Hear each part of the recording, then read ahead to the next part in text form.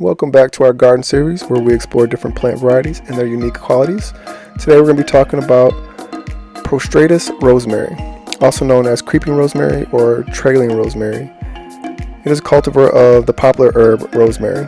It is believed to have originated in the Mediterranean region, where it has been used for culinary and medicinal purposes for centuries. In recent years, it has gained popularity as a ground covering plant in gardens and landscapes. Prostratus rosemary is a low-growing evergreen shrub that spreads out in a trailing or creeping fashion. It typically grows to a height of 6 to 12 inches and can spread up to 4 to 6 feet in width. The plant has narrow needle-like leaves that are dark green and aromatic. In spring and summer, it produces small, light blue to lavender flowers that attract bees and butterflies. Prostratus rosemary is a hardy plant that thrives in full sun to partial shade.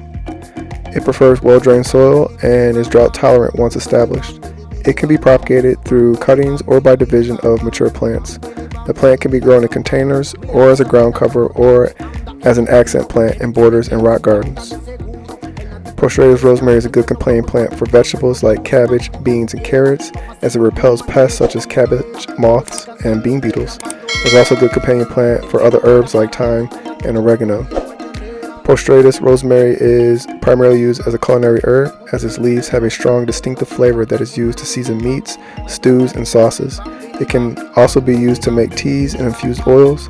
In addition to its culinary uses, it is also useful for medicinal purposes, as it has anti-inflammatory and antioxidant properties. The plant's essential oil is used in aromatherapy to relieve stress, improve cognitive function. Its low-growing habit and attractive foliage make it a popular choice for ground cover and landscaping purposes. That's it for today's episode. Don't forget to like and subscribe to our channel for more gardening tips and information. Thanks for watching.